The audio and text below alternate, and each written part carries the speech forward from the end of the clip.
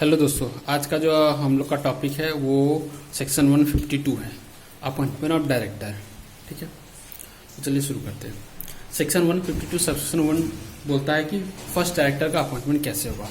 First director का क्या मतलब है कि जैसे कंपनी फॉर्म हुई है, ठीक है, तो कंपनी को चलाने के लिए तो डायरेक्टर चाहिए, ठीक है, लेकिन डायरेक्टर का अपॉइंटमेंट तो एनुअल जनरल मीटिंग में होता है, क्योंकि कंपनी अभी अभी फॉर्म हुई है तो अभी तो एनुअल जनरल मीटिंग होगा नहीं। तो ठीक है, तो जब तक एनुअल जनरल मीटिंग नहीं होगा तब तक कंपनी को तो चलाने के लिए पर्सन चाहिए, तो पर्सन चाहिए मतलब डायरेक्टर चाहिए। तो उस केस में डायरेक्टर कौन बनेगा? तो उस केस में डायरेक्टर देखो, अगर वो कंपनी ओपीसी है तो उस केस में जो इंडिविजुअल मेंबर जो होगा, यानी कि जो कंपनी को ओपीसी कंपनी को जो फॉर्म किया है, ठीक है, तो वही जो फर्स्ट डायरेक्टर बनेगा जब तक कि तुम्हारा डायरेक्टर जो था मेंबर के द्वारा अपॉइंट ना हो। अदर देन अगर ओपीसी है तो उस केस में उस कंपनी का आर्टिकल में लिखा होगा कि कौन सा पर्सन जो था वो डायरेक्टर बन सकता है, उस पर्सन का नाम लिखा होगा जो फर्स्ट डायरेक्टर बनेगा। ठीक है, आर्टिकल में लिखा होगा। अगर आर्टिकल में लिखा हुआ नहीं है तो उस केस में सब्सक्राइबर ऑफ मेमोरेंडम बनेगा। सब्सक्राइबर ऑफ मेमोरेंडम जो था फर्स्ट डायरेक्टर बनेगा। अब सब्सक्राइबर ऑफ मेमोरेंडम किसको बोलते हैं? सब्सक्राइबर ऑफ मेमोरेंडम बोलता है उस मेंबर को जो कंपनी को फॉर्म करती है, जो कंपनी के एक्चुअल में स्टैब्लिश करती है, ठीक है, उसको हम लोग सब्सक्राइबर ऑफ मेमोरेंडम बोलते हैं। देखो, सब्सक्राइबर ऑफ मेमोरेंडम क्या हो सकता है? एक इंडिविजुअल पर्सन भी हो सकता है, एक कॉर्पोरेट बॉडी भी हो सकता है। कॉर्पोरेट बॉडी का मतलब कोई और कंपनी हो गया, कोई बॉडी ऑफ इंडिविजुअल हो गया, कोई तुम्हारा एचयूएफ हो गया, ठीक है, ये सब तुम्हारा कॉर्पोरेट बॉडीज है, तो वो भी सब्सक्राइबर होता है। लेकिन डायरेक्टर जो है वो सिर्फ इंडिविजुअल मेंबर ही बन सकता है। क्यों? क्योंकि तुम्हारा ये देख लो, कंपनी क्या होती है, कंपनी जो होता है, बॉडी कॉर्पोरेट जो क्या होता है, वो एक सेपरेट लीगल एंटिटी होती है, ठीक है, उसका कोई अपना फिजिकल माइंड नहीं होता, फिजिकल बॉडी नहीं होती, ठीक है। तो उस केस में हम एक कंपनी को चलाने के लिए दूसरा कंपनी को कैसे अपॉइंट कर सकते हैं? क्यों? क्योंकि कंपनी को चलाने के लिए एक पर्सन, एक नेचुरल पर्सन की दरकार होती है ना, ठीक है। तो उस केस में जो इंडिविजुअल सब्सक्राइबर ऑफ मेमोरेंडम होगा वही तुम्हारा फर्स्ट डायरेक्टर बनेगा, ठीक है। फर्स्ट डायरेक्टर कब तक ऑफिस होल्ड करेगा? जब तक कि सब्सिक्वेंट डायरेक्टर अपॉइंट नहीं हो जाता, until the directors are duly appointed. In fact, बोले the term of first director is limited to the holding of first annual general meeting. ठीक नहीं, सेक्शन 152 सबसेक्शन 2 बोला अपॉइंटमेंट ऑफ सब्सिक्वेंट डायरेक्टर। ठीक है, subsequent director, देखो directors का appointment कहाँ होता है? जनरल मीटिंग में होता है। लेकिन हाँ, जनरल मीटिंग में ही अपॉइंटमेंट होता है डायरेक्टर का। लेकिन इस कंपनीज एक्ट में, ठीक है, कुछ स्पेसिफिक सेक्शन प्रिस्क्राइब किया गया है, जिस सेक्शन के तहत एक स्पेसिफिक प्रोसीजर प्रिस्क्राइब किया गया for the appointment of director.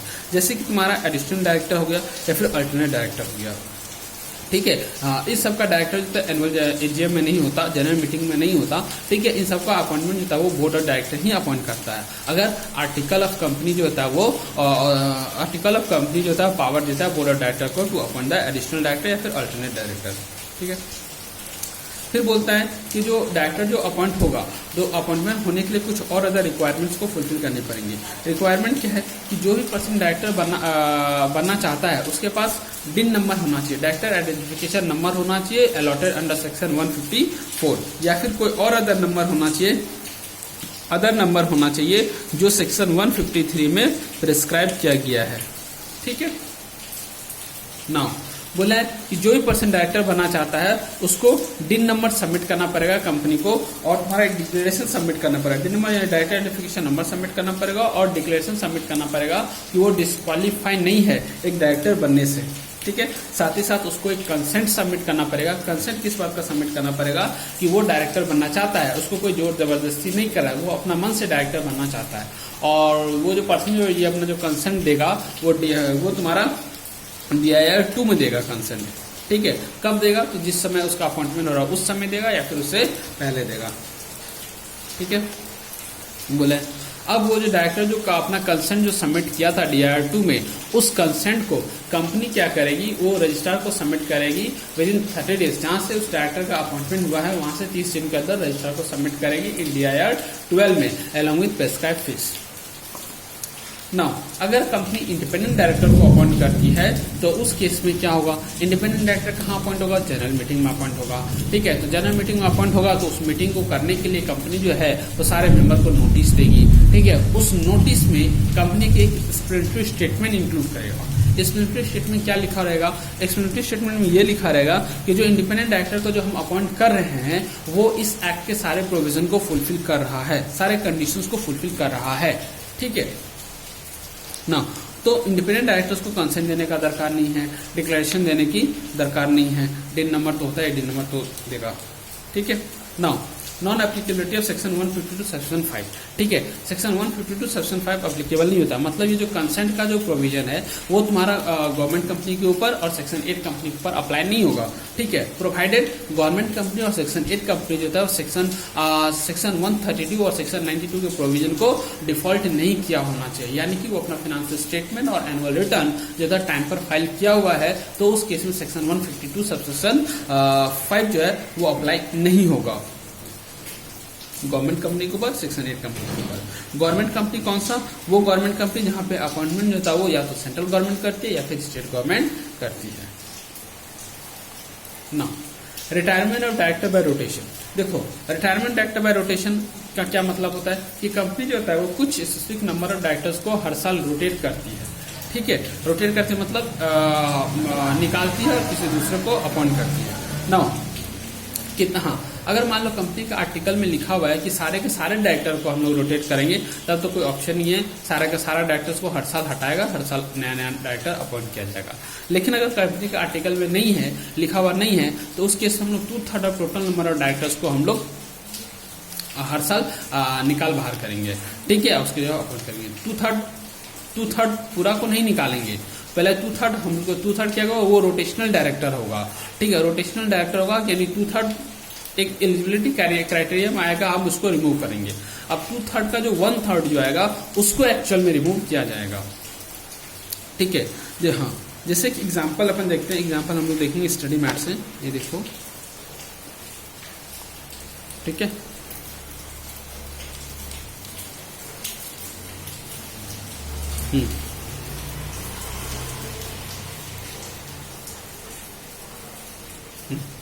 देखो, जैसे यहाँ पे बोलता है कि एक कंपनी हैविंग 6 डायरेक्टर। एक कंपनी के पास कितना डायरेक्टर है? 6 डायरेक्टर। तो director liable to retire by rotation, यानी कि कितना डायरेक्टर है जिसको हम लोग रिटायर करेंगे बाय रोटेशन के द्वारा। तो कैसे निकलेगा? टोटल नंबर है 6 डायरेक्टर, उसका 2/3 यानी कि 4 डायरेक्टर जो था liable to retire by rotation है। ठीक है, हाँ, अब ये जो 2/3 जो है 4, इस चारों को नहीं निकाल देंगे। ठीक है, अब 4 का जो 1/3 होगा, 1/3 मतलब 1.33। ठीक है, ये नियरेस्ट टू 1/3 है, यानी कि 1, यानी कि जो ये एक डायरेक्टर है, अब इस एक डायरेक्टर को हम एक्चुअल में रिमूव कर देंगे कंपनी से उस साल। ठीक है, और बाकी जो 3 डायरेक्टर है, इस 3 डायरेक्टर को हम लोग बोलेंगे नॉन रोटेशनल डायरेक्टर, और इसका अपॉइंटमेंट जो जनरल मीटिंग में होगा। ठीक है, नाउ एक दूसरा एग्जांपल भी देख लो।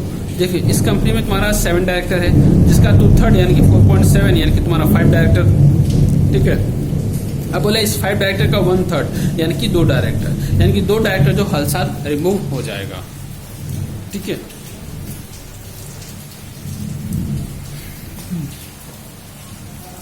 देखो, अब ये जो 1/3 रोटेशनल डायरेक्टर है shall retire at first AGM of a public company held next after the date of the general meeting at which the first directors are appointed and at every subsequent. जैसे कि मान लो तुम्हारा जो यहाँ पे बोला है कि जो अब फर्स्ट डायरेक्टर अपॉइंट हुआ, फर्स्ट डायरेक्टर अपॉइंट होने के बाद जो जनरल मीटिंग होगा, उस जनरल मीटिंग में तुम्हारा 1/3 या फिर आने वाला हर एक साल जनरल मीटिंग जो होगा उसमें 1/3 जो था हर एक साल रिमूव होगा। ठीक है, अब यहाँ जो जैसे इस एग्जांपल में हमने देखा था कि पहला वाला एग्जांपल में हमने देखा कि 1 डायरेक्टर जो रिमूव हो रहा था, और दूसरा वाला एग्जांपल में हमने देखा कि हमने 2 डायरेक्टर रिमूव हो रहा था। ठीक है, अब क्या है, जो ये जो 2 डायरेक्टर का केस है ना, अब इसमें जो टोटल नंबर ऑफ डायरेक्टर तो 7 है। अब 7 में से कौन सा 2 डायरेक्टर जो है वो रिमूव होगा? कौन सा 2 डायरेक्टर रिमूव होगा? तो यहाँ पे एक्ट बोलता है कि डायरेक्टर रिटायर बाय रोटेशन, बोले who have been the longest in the office since their last appointment, यानी कि वो पर्सन, वो डायरेक्टर जो सबसे ज्यादा समय से ऑफिस में है, यानी जो सबसे ज्यादा समय से डायरेक्टर बना हुआ बैठा हुआ है। ठीक है, उसको हम लोग रिमूव करेंगे। ठीक है, लेकिन अब एक प्रॉब्लम और है कि जो वो जो लंबे समय से जो डायरेक्टर है वो ऐसा 2 डायरेक्टर है, नहीं सपोज ऐसा मान लो 3 डायरेक्टर है। ठीक है, लेकिन हमको रिमूव तो 2 ही को करना है। एग्जाम्पल में जैसे हम सेकंड एग्जाम्पल में देखा कि 2 डायरेक्टर रिमूव करना है। हाँ, और जो जो 3 डायरेक्टर है वो तुम्हारा लॉन्गेस्ट पीरियड सब करके रखा है, यानी कि तीनों डायरेक्टर का अपॉइंटमेंट सेम डे पे हुआ था, ठीक है, तो वो सबसे ज्यादा पीरियड सर्व करके रखा है। तो उस केस में हम लोग कैसे रिमूव करेंगे उस डायरेक्टर को, मतलब 2 डायरेक्टर कैसे डिसाइड करेंगे, क्योंकि लॉन्गेस्ट पीरियड तो 3 डायरेक्टर ने सर्व करके रखा है। तो उस केस में देखा जाए कि कंपनी के साथ उन डायरेक्टर का कैसा एग्रीमेंट है, जो एग्रीमेंट होगा उस एग्रीमेंट के हिसाब से निकाला जाएगा। और अगर एग्रीमेंट नहीं है तो उस केस में हम लोग लॉट के द्वारा से निकालेंगे। लॉट के द्वारा मतलब चिट्ठी डालेंगे एक डिब्बा में, ठीक है, उसमें से चिट्ठी निकाल के देंगे, जिसका नाम आएगा उसको हम लोग रिमूव कर देंगे, ठीक है। अब यहाँ पे एक बात बोला गया है कि जो टोटल नंबर ऑफ डायरेक्टर का जो कैलकुलेशन होगा, जैसे इस एग्जांपल में जो हम लोग जो देखा थे कि जो टोटल कंपनी का टोटल नंबर ऑफ डायरेक्टर कितना था, 6 था। टोटल नंबर डायरेक्टर कितना था, 6 था। और सेकंड ऑप्शन में टोटल नंबर डायरेक्टर कितना था, 7 था। अब जैसे कि मान लो कंपनी में इस टोटल नंबर यानी कि 7 जो डायरेक्टर है, 7 जो टोटल नंबर ऑफ डायरेक्टर है, उस कंपनी में जैसे मान लो एक इंडिपेंडेंट डायरेक्टर है और एक तुम्हारा नॉमिनी डायरेक्टर है, ठीक है। और बाकी जो बचा हुआ है 5 डायरेक्टर, वो नॉर्मल डायरेक्टर है, ठीक है। तो जो टोटल नंबर ऑफ जो डायरेक्टर का जो कैलकुलेशन होगा ना, उसमें अपन इंडिपेंडेंट डायरेक्टर्स को हटा देंगे, नॉमिनी डायरेक्टर्स को हटा देंगे, यानी कि टोटल नंबर ऑफ डायरेक्टर जो था वो 5 ही रहेगा। हम लोग रोटेशन में इंडिपेंडेंट डायरेक्टर्स को काउंट नहीं करते, नॉमिनी डायरेक्टर्स को काउंट नहीं करते हैं,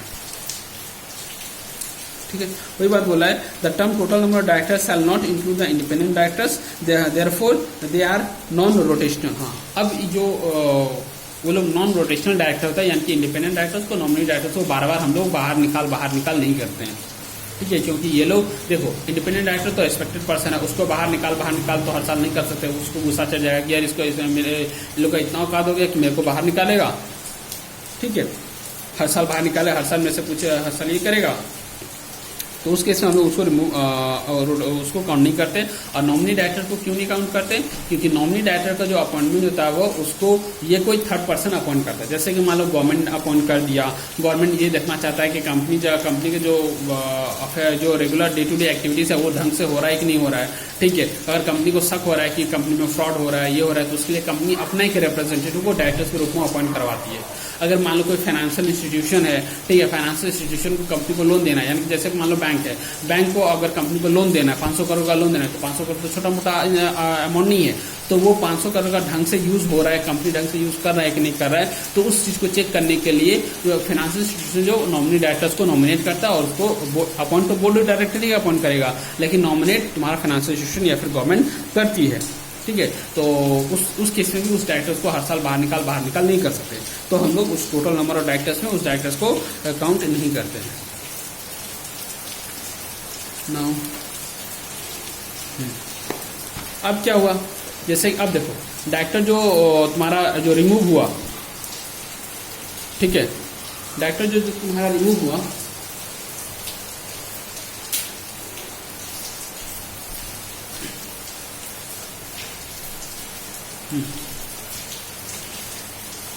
एक सेकेंड,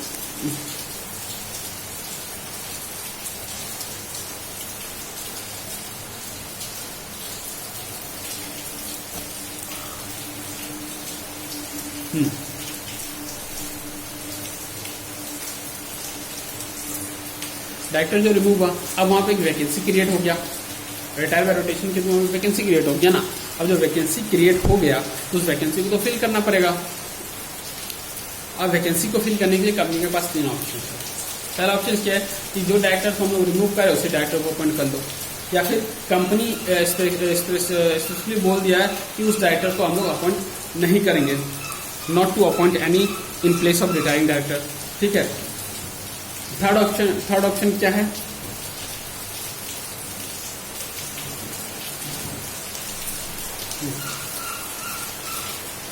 एक सेकेंड,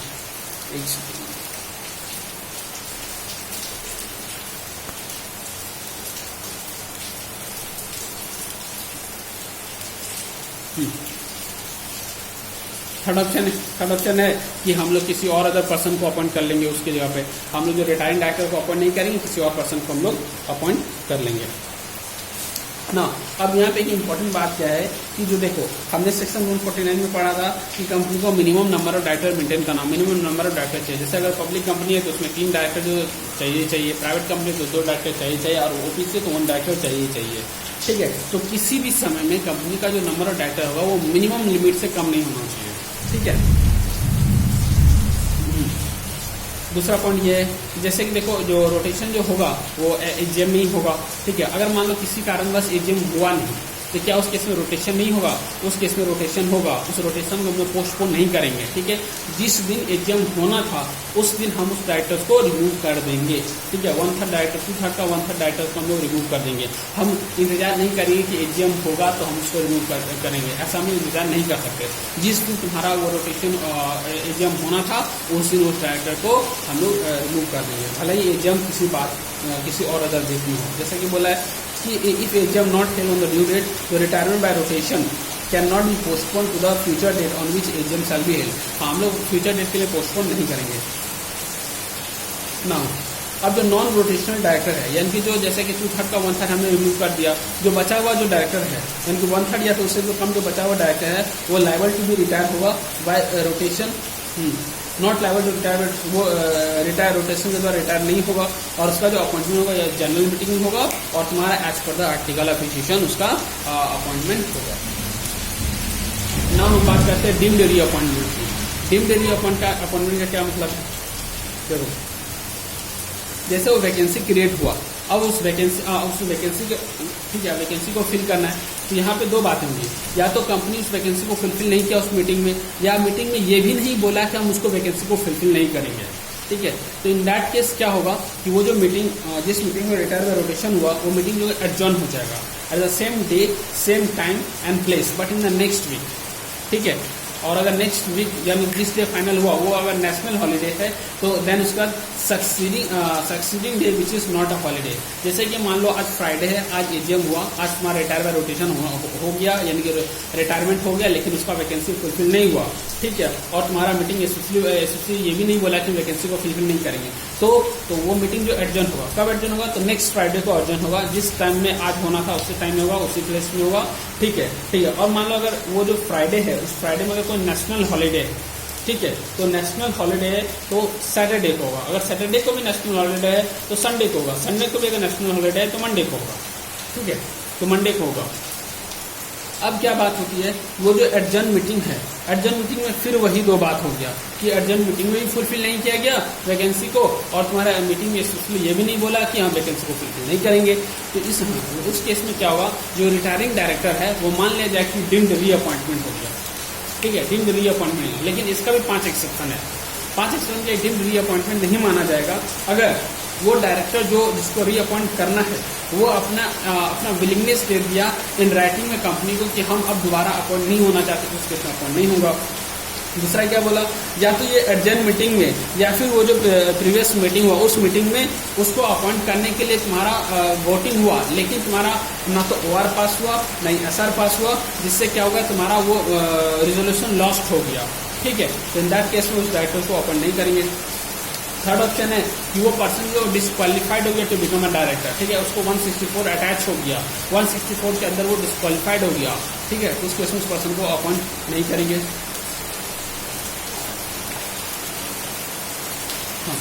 तो नेक्स्ट